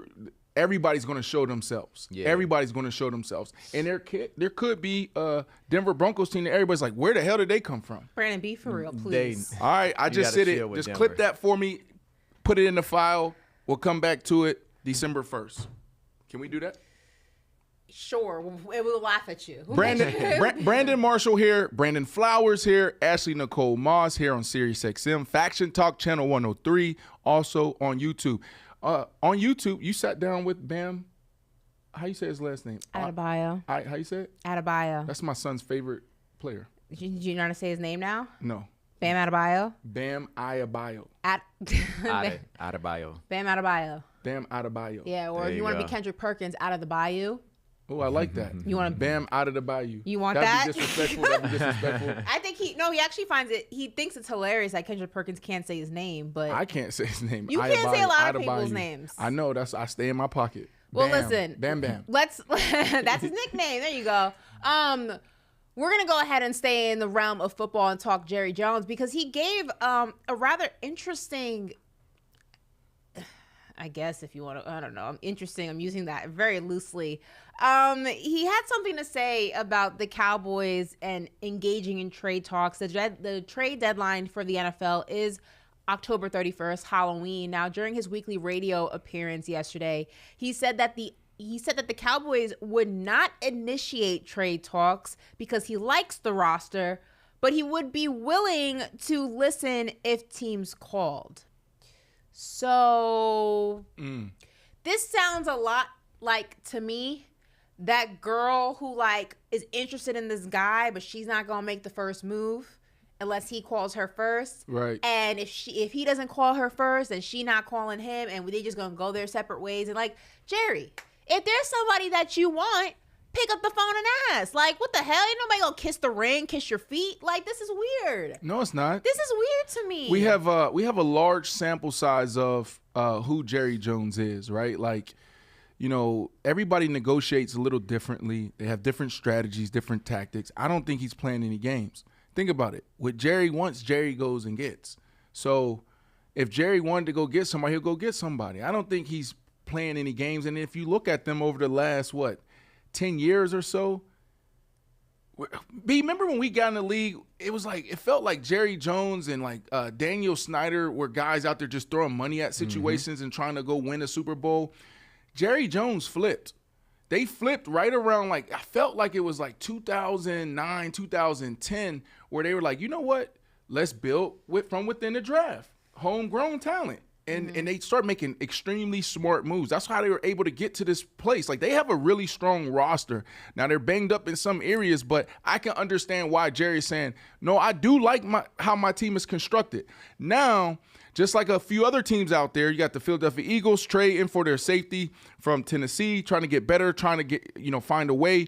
The Rams played the money ball game where they're like, yo, we don't give a damn about these first round picks. We're going to go get veteran guys that we know already and they can help us win. Now they go out there, they go to one Super Bowl, then they come back and they win another Super Bowl. So Jerry Jones, it's really like, all right, are you trying to compete with the Philadelphia Eagles? There's only a few teams there. The Kansas City Chiefs, if you make it to the Super Bowl. But as far as like being competitive, have a strong roster, I like where they're at. And everybody keep talking about Derrick Henry. I like their 2 running backs. They're 3 running backs. I like what the Dallas Cowboys are doing. You're just looking for that one person that could potentially get you over the hump. Julio Jones, this is the last thing I'll say to this. Julio Jones, people are like, well, Julio Jones. Well, all you need from Julio Jones is maybe 4 plays. 4. Doubling him. Julio's one-on-one. Yo, clutch. You know how many young guys, their eyes get big when the lights are on? You're on primetime game or you're in a postseason, and they've been like that all year. They've been on the scout team ripping it up. But as soon as the lights come on, they fold. So Jerry Jones need to be looking for those type of opportunities for me. So I'm like you, B, where I feel they have a strong roster. I like the way he's built this team through the draft, and he make his moves on the offseason. He don't really trade during the season like that. Like, that's not his MO right now. I don't feel like the Dallas Cowboys have a lot of holes where it's like it's a glaring trade need. Philly needed that. Philly had they secondary been banged up all year. They probably played 14 different guys in the secondary since the season started. So they needed a guy to come in and be a staple back there in their secondary. So, I mean, I know it's sexy to have a pick come in a trade throughout the year. It's exciting. You got a new guy on your team. But Jerry, this was where I think, like, he's being wise. Like, I don't care about the glitz and glamour right now. Like, you don't think that they could utilize an additional wide receiver? You don't think that they could utilize someone to kind of fill the void of Trayvon Diggs? CeeDee Lamb. CeeDee Lamb's great. He's wide receiver. Cooks and Gallup. Like, I think you're not going to get too much better than that out there unless you go give up a lot. You just got to utilize them the right way. We could have had DeAndre Hopkins, but I digress. But I don't know if I would. I like y'all setup. I'm just saying we could have had DeAndre Hopkins, but I digress. I don't even know if I know you're would not happy in Tennessee, D-Hop. You don't got to lie to me. I know you're not happy there. I saw your face. I don't want to be there. I don't think you can get too much better with the receiving core they have. So you don't want to go out there and trade for somebody and mess up the chemistry. You trade for somebody, now they want the ball, now CD want the ball. It's just too much to go with that. Well, speaking of the Dallas Cowboys, much to B-Flow's point, after the 49ers blew out the Dallas Cowboys, Jerry Jones made some comments regarding that and the Niners' struggles over the last 2 games. He said, quote, "They can be had." And despite the Niners, like I said, handling the Dallas Cowboys earlier in the season, he says that the best football is ahead, but the better football is ahead for the Dallas Cowboys, and their best football is ahead of them. And now they know that the 49ers are not unbeatable, and they just didn't do their job. B-Flow, this is exactly what you were saying. Do you still believe that? Do you agree with Jerry? Yeah, Cowboys is a good – listen, Cowboys are going to make the playoffs. They're a good football team. They were great before the injury to Diggs. Once they figure out how to overcompensate for not having a shutdown corner on one side of the field, like, they're going to be fine. Their thing is they have to beat teams like the Rams coming up, right? Because you have to win this division. The thing about the Cowboys is they just can't lose games they're supposed to win, just going throughout this season, because they're going to need home field advantage. They need to win the division because you don't want to go on the road in the NFC. That's going to be tough sledding, right? So if the Cowboys just do what they're doing, they're a good team. Like, they could have been 5-8 easily. I was just joking with you, Ash, when it comes to them. Like, I agree with Jerry. Like, we don't need to do anything. Like, people overreact us all the time. Like, they only ugly loss was against Arizona. It wasn't their day, but it wasn't no blowout, I feel, you know? It's just you can say 49ers was their ugly game, but 49ers will do that to anybody. My biggest thing, can we go back to my top 5 really quickly? Just throw that graphic up just real quick, and maybe you put us 3 on the side. Wow, the Cowboys ain't on it. I don't care. So, but here's the thing. I got the Kansas City Chiefs there at the top, and then the spaces in between, and then pretty much everyone else there, right? You got the Eagles, and then some space there, and then everybody else. And the reason why I did that is because everybody's beating everybody. I said this, I think we talked about this last year or this offseason. We talked about it, beginning of the season. There's more parity in the NFL than we've ever seen before. You love that Back word. in the day, yeah, I know, I love it. Back in the day, you had the same quarterbacks, the same teams running the AFC, running the NFC. Those guys are gone. So now, like what you said, the San Francisco 49ers, they lose to the Cleveland Browns. Now, did Deshaun even play when he lost to him? He didn't even play. That's what I'm saying. He didn't even play. And then they come back and they lose to the Minnesota Vikings without Justin Jefferson, right? So, there's so much parity. The Miami Dolphins, they go out there and blow somebody. They put up 70 on the Broncos, and then they come back and they lose to they let the Buffalo Bills put up 50 on them, right? So there's a lot of parity in the NFL right now. So, like, you just got to stay the course. Who you really need to be looking at is those guys. If they stay healthy, and that's it's tough, right? Because injury is inevitable in the NFL. But if those 2 teams at the top stay healthy, they'll probably be right back there. And I want to see the Dallas Cowboys in there, Ashley. I want to be there with you and Mr. Jeff at the parade. Like, hopefully y'all get me a ticket. Like, I want to go. But it's tough. We'll consider it. It's going to be tough. So that's why I want to throw this up here, because this is why, if you're Jerry Jones, you don't go out there and rush, right? Because all you got to do is just like, if we can get our brand of ball down, we can be in position. Right, we can be in position right there, and you never know. You get into the playoffs against the Eagles, and the Eagles, like, Jalen Hurts go out there and throw 2-3 picks. And it's a division game. division games. It's like, harder. Let's get it. And Dak Prescott, he owns that division. Like, look at his record with the Eagles, the Giants, and the Commanders. Yeah. But Dak Prescott's ass though. Yeah. We never said that. The people is. Just want to. Not y'all. Not y'all. No. I know. And people didn't say that. Person said that. But I digress. Moving on. A bunch of people have been saying that. Really? Yeah. What you mean? Like, I feel like Dak Prescott. Half the world like me. Half the world hate me. Jesus. Well, listen, before we move on to our rookie segment, I know, Brandon, yesterday we spoke about the Miami Dolphins being an in-season team for Hard Knocks. They're going to start filming that season right after the team gets back from playing in Germany against the Kansas City Chiefs. B-Flow and I spoke about this yesterday, but I know you had some thoughts on the matter. What do you make of this? This is fun. I like this, man, because, like, You know, this is what, I Am Athlete is, and so many of these other athletes, platforms, and podcasts where you're starting to see the athlete for who they really are for the very first time. Like I always said, man, B, like I know I was institutionalized for a little bit when I first got in the league, but you got to say the right things. You always got to do the right. You can't even we couldn't even dress the way we wanted to dress back then. You got to button ups and hard. Like, man, what?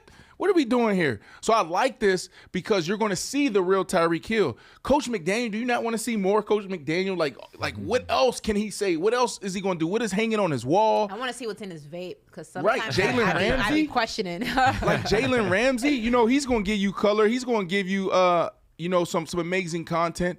I like this for the Miami Dolphins. I like this for the NFL, and I think the fans are going to love this. Well, B-Flow and I yesterday were saying that if the Dolphins don't have the season that everyone's anticipating that they have, they're going to be going right back to that Hard Knocks and be like, see, that was the Tua and Tyreek, they didn't even look each other in the locker room. That's why he didn't pass him that ball, and that's why we didn't win that game. It's going to be overanalyzing every single episode. So you don't like it? Y'all don't like it? I like it. I don't dislike it. I think B-Flow also said it's going to be cool to see, it's going to be cool to also see, what, goes into a season, what actually transpires and things like that. But I think it's going to serve as a game footage if things don't go the way that, the fans want it to. They always want to point the finger at something. Like, this was the distraction. Right. Yeah.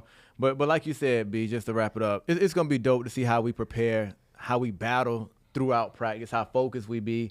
They going to show some one-on-ones with Tyreek Hill versus X-Man. Like, we want to see, how it really go down, during the season when y'all locked in, not training camp. Not 7 training out camp of 10 times, Cheetah's going to win. I like X-Man, but let me stop. I like X too. Like I said, the episode, they start filming episodes after the Dolphins get back from Germany, where they will play the Kansas City Chiefs overseas. But now, ladies and gentlemen, it is time for Yo Rookie, presented by Pepsi Zero Sugar NFL Rookie of the Week. All right, so yesterday we dove into our 6 nominees for Week 7. Go ahead and throw that graphic up there, BC. There they are. We got Chicago QB Tyson Bagent. Did I say that right? Listen, that's what Yo Rookie is. There's no disrespect, but that's why I love this. Now you're getting to know these rookies for the first time, like Puka.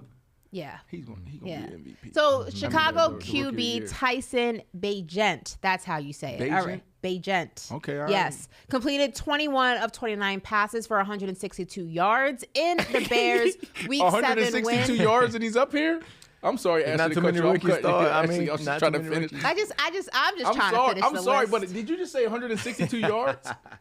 21 of 29 passes for 162 yards and a touchdown. Conspiracy's about to start with and a touchdown. Justin Fields. Okay, moving on. Puka Nacua, we've seen him a few times. Caught 8 passes for 154 yards. We got Josh Downs. We've seen him on this list before. Caught 5 passes for 125 yards and a touchdown in Week 7. We have Jahmyr Gibbs, had 126 scrimmage yards and 9 receptions with a touchdown. That's, of course, Detroit running back. We had New York Giants cornerback Deonte Banks, recorded 7 tackles, 1 pass defended, and a pick in the Giants' Week 7 win. And lastly, we had Minnesota wide receiver Jordan Addison, had 7 catches for 123 yards and 2 TDs in the Vikings win on Monday Night Football. Now, yesterday, B-Flow broke his he's no longer an interview virgin because he held down the interview with Josh Downs all by himself. And check this out. We got the footage. Let's play a game. One word. I'm going to name a receiver, and I want you to give me a word that describes him. Just one word, all right? All right. Let's go. Tyreek Hill. Explosive. Justin Jefferson. Different. Stephon Diggs. Crafty. Jamar Chase. Strong. Cooper Kupp. Special. Josh Downs. Got 1 of 1, 3 words. Ooh. Just like you said. Okay, 1 of 1. All right. Listen, voting closes Thursday at 11 a.m. and the NFL will announce the Week 7 winner at noon. So do not forget to vote for your favorite rookie of the week at NFL.com/voting/rookies. Again, that's NFL.com/voting/rookies. This has been Yo Rookie, presented by Pepsi Zero NFL Sugar, NFL Rookie of the Week. And we will be right back after this short break. Oh, you're right there. Oh, I'm right here. Okay, no break. I'm the break. Well, your lighting is amazing today. Okay, no break. Just dive right into it. Here we go. Really quickly, I'm glad that we didn't go to break. I think what we should do, maybe within the next 2 weeks or so, we should look at like who's leading, like the voting for, or who's leading when it comes to Rookie of the Year. Right? We've been looking at, every single week the candidates, and this guy wins, that guy wins. But like, who if the season stopped when we do this? The season has stopped. Who would win it? Who would take it home? Right now, Puka. Would it be Puka? I think so. Like Ashley. What about CJ? It's usually a quarterback. I know, but that's my point. Is like, and this is what I keep saying, right, about like these type of awards. The MVP, just change the name. Change the name to the quarterback, quarterback trophy, right? Because, it's quarterback. MVQ, most valuable quarterback. Yeah, that's what it needs to be. The thing that pisses me off about that award is like when you see a Derrick Henry eclipse 2,000 yards, and that's only been done 6-7 times in the history of the NFL, like that's hard to do. That's one of the hardest things to do in sports. But then you see a quarterback throw 45 touchdowns, 4,500 yards, 5,000 yards. Like we've seen that before. You know what I'm saying? The same thing here. Like C.J. Stroud, unbelievable what he's doing. 100%. But Puka, we've never seen this before at the wide receiver position. I'm trying to pull up the stats. Here you go right here. Oh, where am I? This is NHL. We're not in NHL. Who watches the NHL? Let's go to stats. A lot of people, Brandon. Nobody watches the NHL. Nobody watches MLB. Just you. Nobody watches MLB. No. Do you know what the ratings are for the postseason right now? Postseason. Everybody gonna pop out when it's postseason. Shout out to the Diamondbacks and the Texas Rangers. They're headed to the World Series. Dope. Puka has 750. Sorry, go ahead. No. Just shout out to the Diamondbacks. They beat Philly last night. I believe it was Game 7. So they are heading to the World Series to face the Texas Rangers, who beat the Houston Astros to get there. So that is our World Series matchup this year. All right, really quickly, because there's 3 things that we're talking about right now. But let's finish up this. Was there more people watching Lakers Nuggets or Suns Warriors or the baseball game? Baseball game. You want to look that up? I need to see the numbers. You can go ahead and look that up. I thought you asked the question because you knew the numbers. No, I know. I can guarantee you I'm betting on basketball. I can guarantee you that Game 7, that was lit. Philly, it was lit. Diamondbacks was 100% a higher viewership than the Lakers game, and you can look that up. Bryce Harper was sick, wasn't he? I am 99.9% sure that I'm 100% right on that. Bryce Harper was sick. Once they lost Game 6 at home. What was you watching? What was you watching? I don't watch baseball unless the Yankees are in it. Okay, so. then my point. That's my point. But I actually was flipping back and forth because I was, I don't like Philly fans. So. All right, really quickly, let me finish because we got 3 open Yankees conversations. Can't have one. Y'all can't have one. All right, we gonna move on here, but like I gotta close this out. Puka has 752 yards. All right, and through 6-7 weeks. Come on, man. He's leading for me. We'll discuss later. All right. Well, listen, we're going to dive back into some more basketball before we close out the show. Hail to the victor, because the most hyped prospect since LeBron James makes his NBA debut tonight for the San Antonio Spurs. Of course, I am talking about Victor Wembanyama. He will face Luka and the Dallas Mavericks. Of course, Kyrie Irving will also be there on national TV. Charles Barkley was asked about Victor, and he had this to say. I'm very excited to see him play, but like I say, we don't know these guys until they start playing against other NBA players. Pretty sure there was no Joker in the summer league. Seriously, no LeBron, no Anthony Davis, and I'm not. There was no Jason Tatum and Jaylen Brown. And trust me, he's a center. Pretty sure there was no Joel Embiid over there either, in France either. So I'm looking forward to watching him play. It'd be great if he's great. But like I say, man, you got to wait and see. I agree with this wholeheartedly. I think that Victor Wembanyama is going to be a phenomenal talent.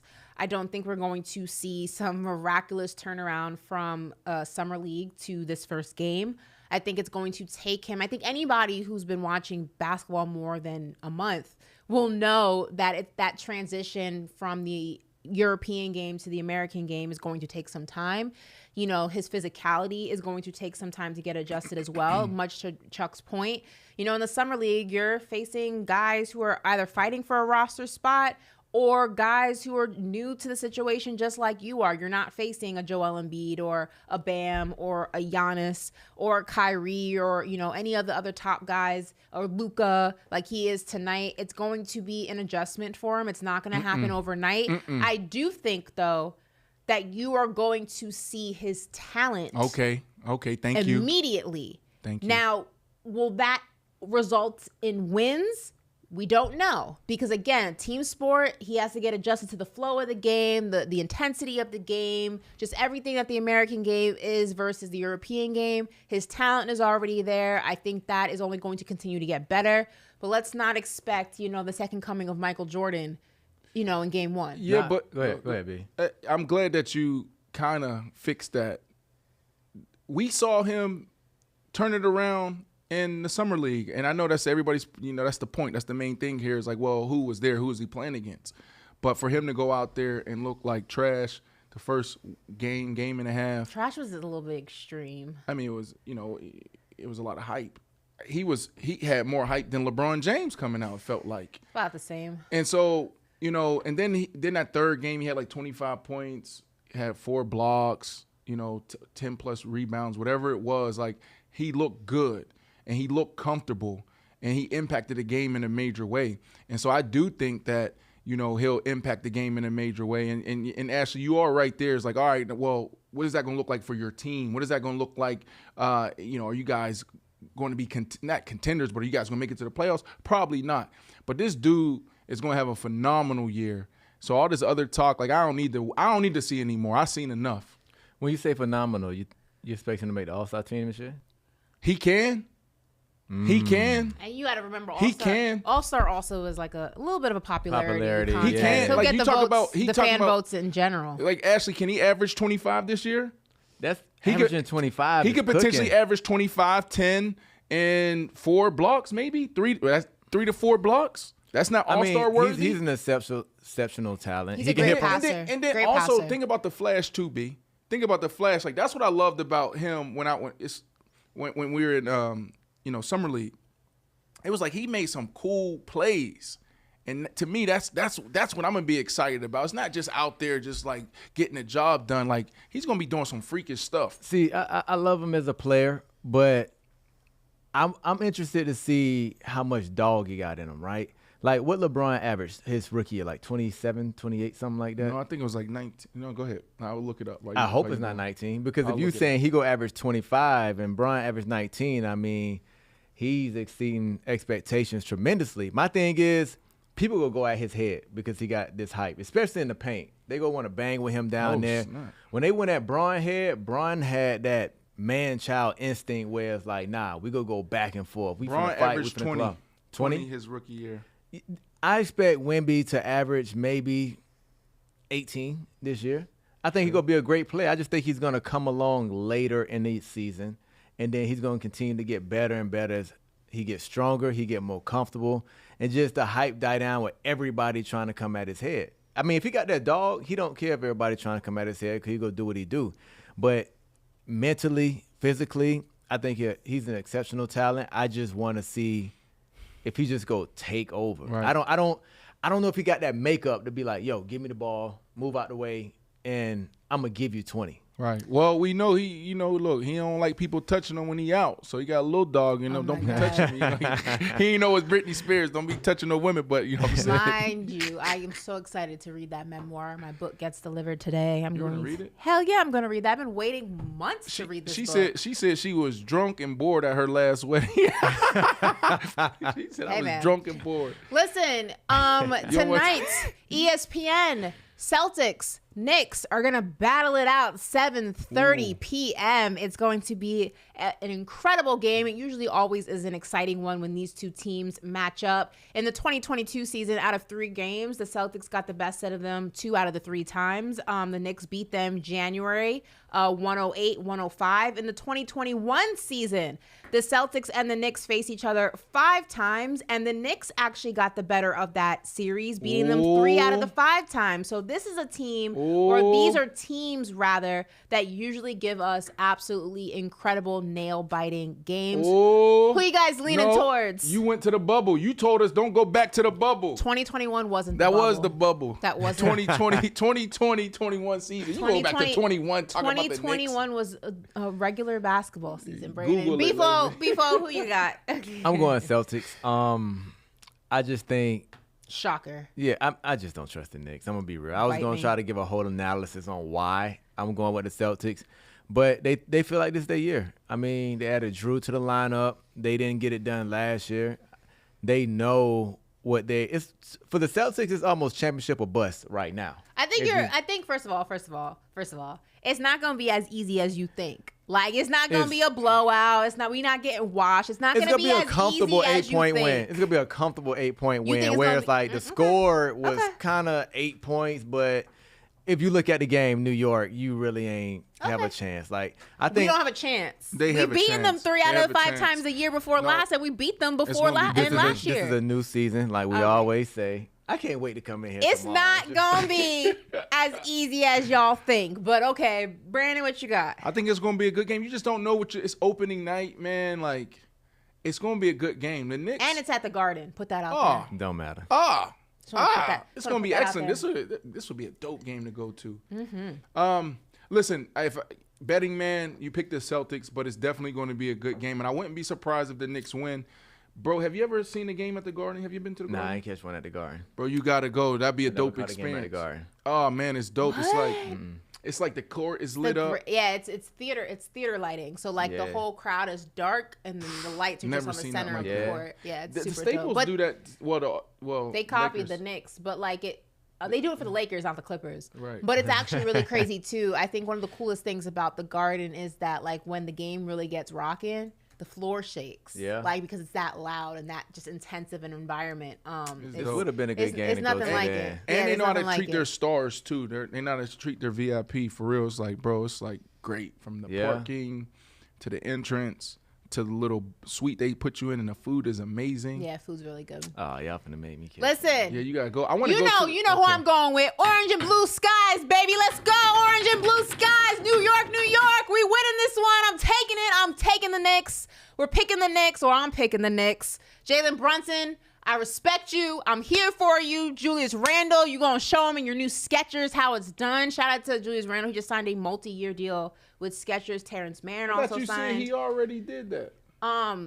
They get timeout. I'm not saying just like today. I'm just saying recently he signed it. Who was the one I talked about? And you was Joel Embiid is also signed to Skechers. Yeah, see, but Julius signed it. She tried to correct me, and I was like, Julius Joel Embiid signed was the his deal first. Cap. When I say just, I mean like in the past few weeks. Like it's new. But whatever. Orange and blue skies, baby. Lean. Orange and blue skies. Let's go. Is that Go New York. Go New York. Go. Go. Where's BC when I need him? BC, get in here. Go New York. Go New York. Go. I will say this: when New York playing ball like the NBA I hear him. The NBA is better when the Knicks ball. So I'll give you that. BC is banging it from the control room. Go New crazy. York. Go New York. Go. Why y'all in Florida? Y'all love New York so much. Move back to New York. Ashley, BC, what y'all doing? Well, the way the tax system is set up, the way the income tax is set up, 30%, no state taxes. Listen, before we close out the show, Deion Sanders plays down the concept of sign stealing. Now, yesterday, Deion addressed the sign stealing scandal at Michigan that is grabbing headlines. Listen to what Prime Time had to say about it. Everyone's trying to get an edge. I mean, everyone's trying to get whatever edge they can. You could have someone's whole game plan. They could mail it to you. You still got to stop it. So in football, it's not as pronounced as baseball. If I know a curveball is coming, I got you. You know, with football, I don't give a darn if you know a sweep is coming. You still got to stop it. Physically, it's a physical game. You got to stop it. So that's a little tough. I don't buy into a lot of that stuff that someone's stealing this, stealing that. I don't buy into a lot of that stuff. You still got to play the game. Now, Wolverines head coach Jim Harbaugh has denied any sign stealing whatsoever. Jim? So he has denied the allegations of sign stealing whatsoever. Guys? Yeah, right. Do you agree that too much is being made of sign stealing in college football? No, I disagree with Dion. I think he's playing it down too much. I think it is a big deal. But back to Jim Harbaugh, doesn't he look like a guy that would cheat? Like, look at him. Like, come on, bro. And he come from that era. So do you think his brother would? Because they look alike. I think 90% of these coaches and people in the league is trying to find an edge in it. Bro, and everybody steals signs. That's that's normal. Like, maybe you guys don't know about it because you play offense, but on the defense side of the ball, like, we always have a whole meeting on trying to listen to what the quarterback's saying, all his checks.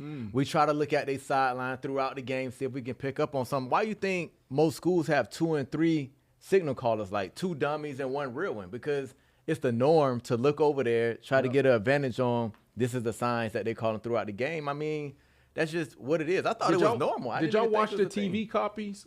Like always. Tell the people about the TV copy and what I'm talking about. So being in the division, right, when Peyton Manning or whoever we played, every check that he makes at the line of scrimmage, we had a TV copy on blast in a meeting room. So we trying to listen to every check, whether he's saying Omaha, Falcon, and just see the route concepts. So just to be clear here, the TV copy is like ESPN, or now you have NBC, Amazon, you have blah blah blah, Fox. The film that we watch is literally just it's no audio.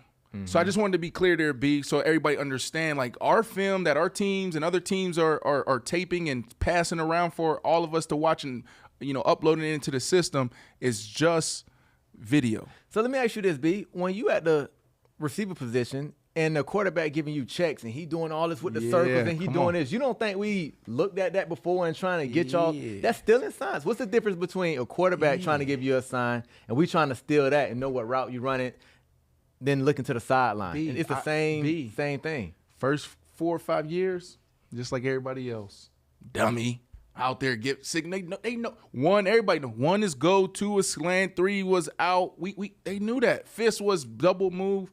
You know what I'm saying? Everybody's different. But B, boy, when I got sophisticated, you already know what's coming.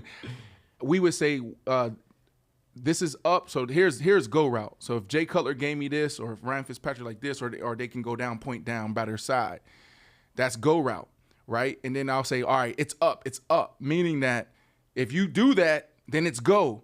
It's down. If you do that, then I'm going slant. Yeah. So we got to a point when I was in Chicago, and especially with Fitz, where we would play games. I would show it. I'd be up here with it, like, yo, 1-1-1-1. Give it. Now you seen it on film. Boom, I give you a go route. He go another way. Then we come back. 1-1-1-1-1. You thinking go route's coming? I run a slant.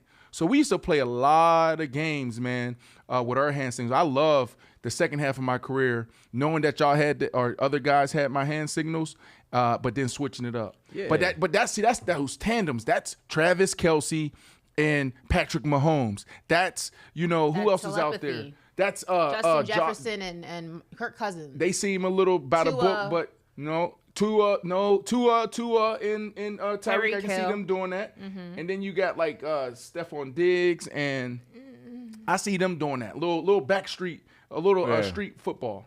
So yeah, I don't know, B. Dion, I think he downplayed it a little too much. How do you feel like he downplayed it, though? If we just talked about, we stealing your signs and we are out here to steal your signs, how's he downplaying and saying, like, you can know the sign, but you still got to stop it? At the end of the day, if I know you're running a go, I still got to stop that back shoulder. But okay, so if you know I'm running a go, B, let's say, then you probably go press bell. Instead of just pressing me, you're going to go press bell. You're going to put yourself in a better position to win. You got the edge. Well, I'm putting us in a better position to close the show. If you are listening on Sirius XM Faction Talk 103, thank you so much. If you want to see everything that goes on behind the scenes, make sure you check out the I Am Athlete YouTube page. Check out all of our live streams. We started late. We had 10 minutes 10 minutes ago. No, we started late. I know, but we had 10 minutes 10 minutes ago. Now it's actually time to close the show out. Yeah. Okay. We will be back tomorrow at Brand Star Studios, so make sure you guys check us out. Until then, have a great one. Go Knicks! Let's go. Woo, woo, woo, woo, woo. Wow, you're such a hater. I can't wait to talk about this tomorrow.